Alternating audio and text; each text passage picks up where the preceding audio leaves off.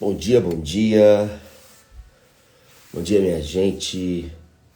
Bom dia, Grace. Bom dia, Juliano, Débora. Bom dia. Bom dia.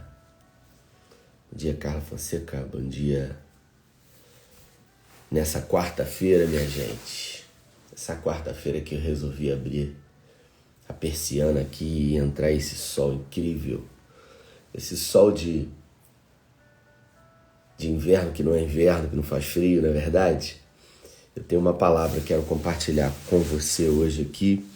Eu queria falar um pouco hoje, na minha reflexão aqui, que fazia pouco, sobre os momentos em que a vida nos leva a estar nos montes e também a estar nos vales. Ora estamos em momentos bons e ora estamos em momentos de desafio, de dificuldade. Perdão. Os momentos bons são considerados de montes, de vitórias, conquistas. Os momentos de dificuldade, eles são conhecidos como vales, como lutas, como desafios e dificuldades. E eu resolvi pegar um personagem bíblico que eu acredito que você possa se identificar muito com ele, que é o Pedro, que ora esteve no monte e ora esteve no vale. Mas a trajetória do Pedro, do apóstolo Pedro, não é uma trajetória linear.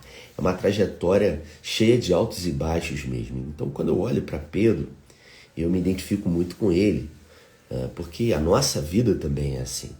A nossa vida é uma vida onde a gente acaba percebendo que ora a gente está no monte e a gente quer acampar nele.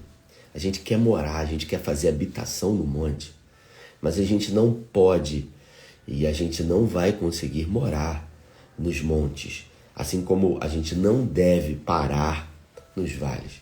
Se nos montes a gente tem que aproveitar e entender que uma hora passa, quando nos vales precisamos ter resiliência e avançar e não ficar pelo caminho.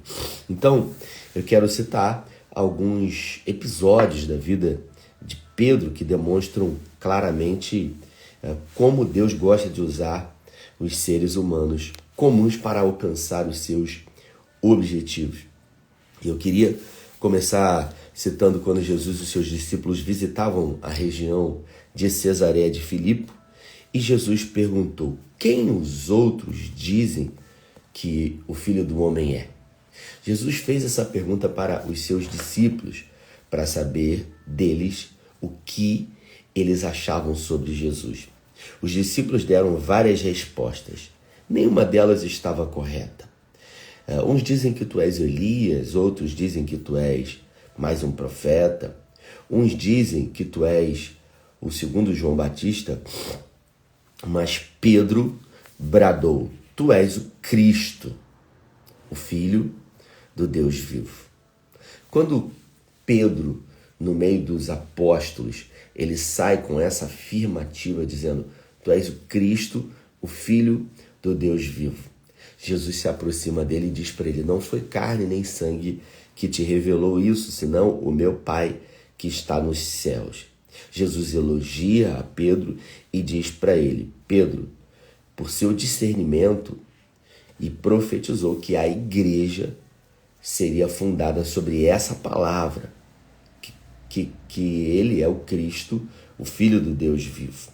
Nesse momento de confissão de fé, de Mateus 16:13, nós vemos visivelmente Pedro vivendo um momento de ápice, vivendo um momento de elogio, vivendo um momento onde ele acertou na vida, onde ele fez as escolhas certas. E isso, obviamente, fez com que Jesus elogiasse a Pedro. A gente acaba percebendo que durante uma forte tempestade noturna, no texto ainda de Mateus, só que no capítulo 14, Jesus pede para que os discípulos atravessem para o outro lado da Galileia e eles começam a atravessar, e quando é chegado 3 horas da manhã, os fortes ventos começam a atravessar aquela faixa ali do mar da Galileia, é um corredor ali aberto, e de repente as ondas começam a se levantar, batendo de forma violenta no barco, e o barco começa a ser castigado terrivelmente.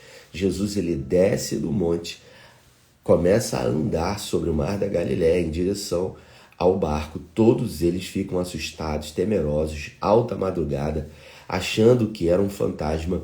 E Jesus disse: não temais, sou eu.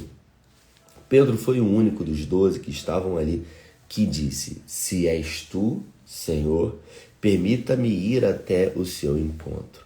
Enquanto todos riam de Pedro, enquanto todos estavam se acovardando, desesperados, temerosos, Pedro teve essa atitude de condicionar a sua fé em Jesus. Se és tu, permita-me ir a teu encontro. Ou seja, se o Senhor está andando sobre as águas e tem poder para isso, o Senhor pode ter poder para que eu também ande. Pedro foi o único na história do cristianismo, nos tempos de Jesus, que desafiou a gravidade. E Jesus disse: venha. E sobre uma palavra deliberada de Jesus, Pedro andou sobre as águas. E o texto diz que realmente ele desafiou a gravidade, andando, caminhando num lugar muito fundo sobre as águas. Até que, observe, isso chama a nossa atenção, no meio do caminho, no meio entre o barco e Jesus, ele foi distraído pelas fortes ondas e pelo vento. Ele tirou os olhos de Jesus e deixou de ter no seu coração a palavra que Jesus havia confiado a ele: venha. E aí, quando a gente perde o foco, queridos, inevitavelmente a gente começa a afundar. Foi nesse momento que Pedro saiu do monte para o vale. Ele deixou de acreditar, ele permitiu que as circunstâncias que estavam do lado de fora determinassem a fé que ele tinha aqui dentro.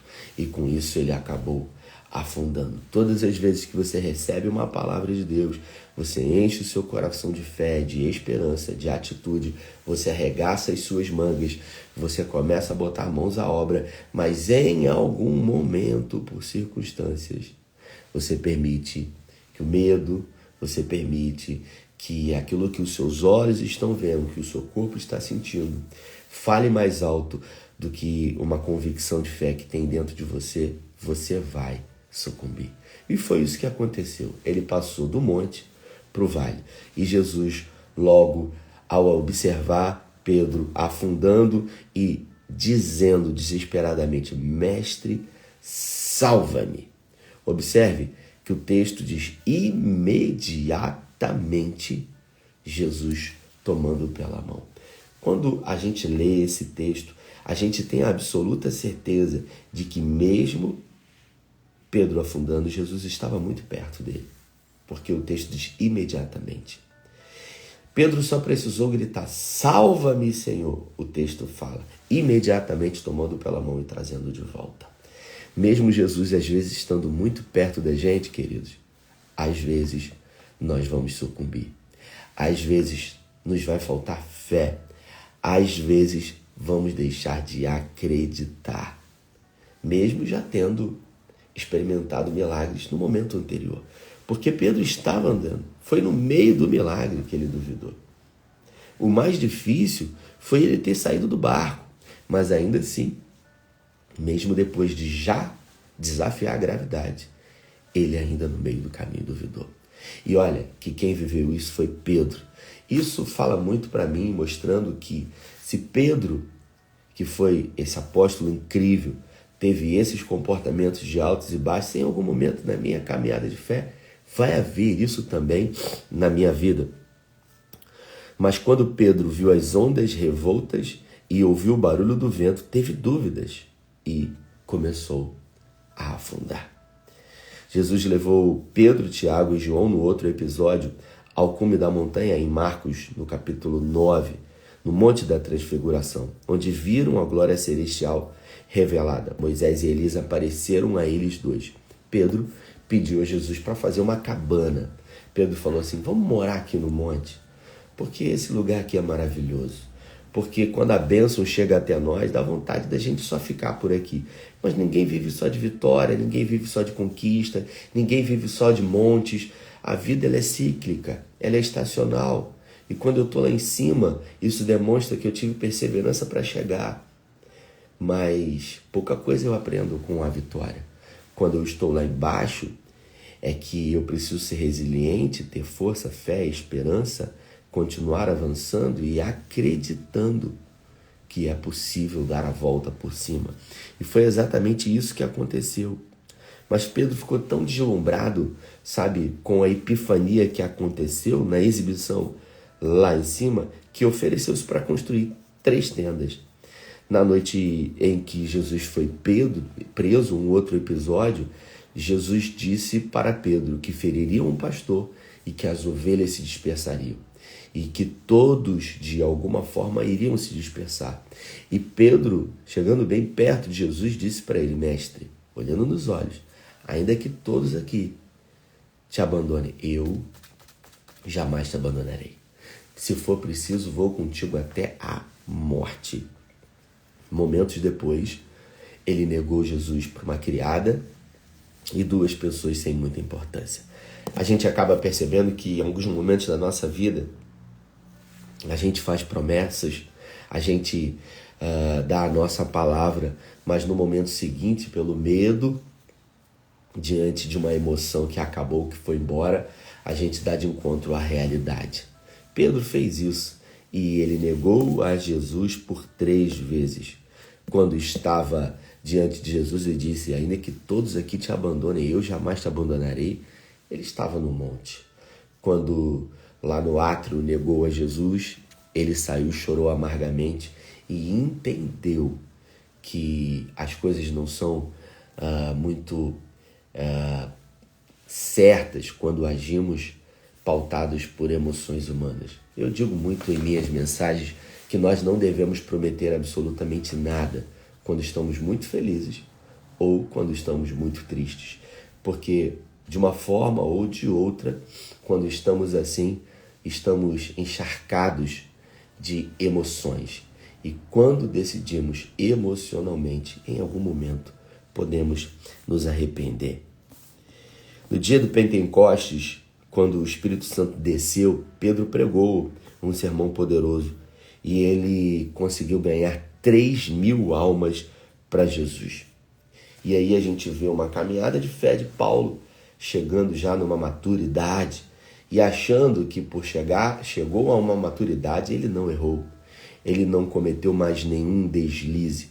E a gente acaba percebendo com isso que visivelmente Pedro é esse homem que ora estava em cima, ora estava embaixo, e não só no início da sua caminhada cristã.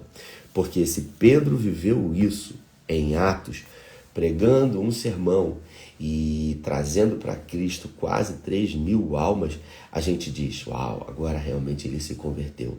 Ele teve um episódio na praia onde Jesus convida ele para tomar um café da manhã e por 3 vezes pergunta para ele: tu me amas? Então apacenta os meus cordeiros.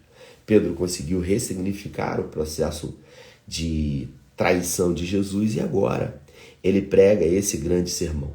Só que depois de pregar esse sermão, ainda assim, Pedro foi comissionado por Deus para levar o evangelho aos gentios, mas desprezou os gentios, achando que os cristãos judeus é que somente deveriam receber a palavra de salvação. A gente acaba percebendo que mesmo depois de pregar um sermão e ganhar 3.000 almas, depois ainda, ele cometeu alguns deslizes. Todos nós alcançamos topos e descemos vales em nossa jornada em Cristo. O que realmente importa não é tentar acampar na montanha, nem relaxar no vale, mas continuar seguindo um passo determinado atrás do outro, até que todos nós alcancemos a fé e do conhecimento do Filho de Deus e chegamos à maturidade, atingindo a graça mediante a plenitude de Cristo. Isso mostra para mim e para você que nós vamos continuar errando.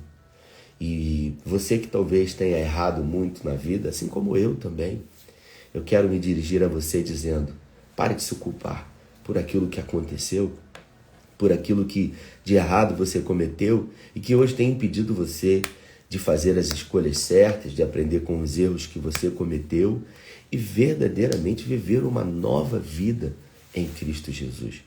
Você não é aquilo que aconteceu com você, porque Pedro não foi conhecido como um fanfarrão que decidiu pular do barco e andar sobre as águas, mas também não é conhecido como um homem com falta de fé que decidiu no meio do caminho não acreditar no que Jesus disse.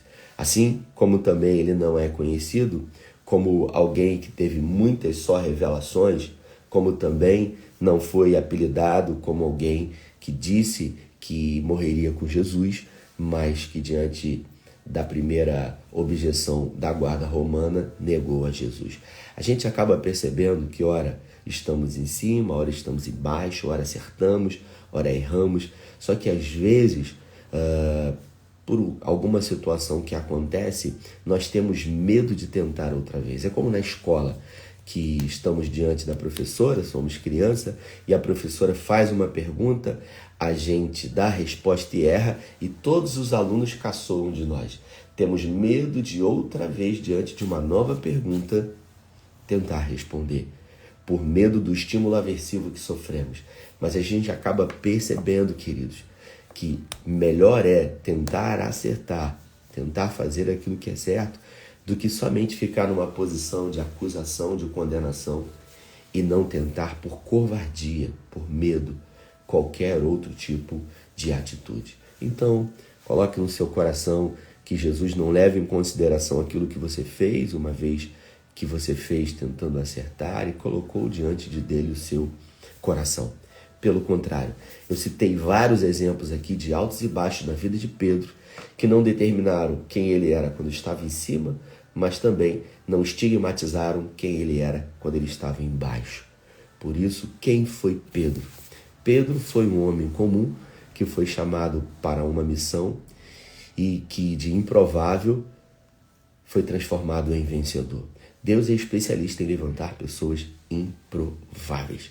Por isso, eu me identifico muito com Pedro e tenho certeza que você também pode ter se identificado hoje com esse personagem que muito errou, mas que no final da sua vida, apesar de nunca ter desistido, chegou até o final e conquistou a coroa da vida. Eu quero orar com você. Pai, é no nome de Jesus que eu peço, a despeito dos erros que esses homens e mulheres que estão comigo nessa live tenham cometido no passado, que a mente deles, que a consciência deles não os condene mais ao ponto de impedir com que eles tentem viver coisas novas e consigam chegar aos montes novamente.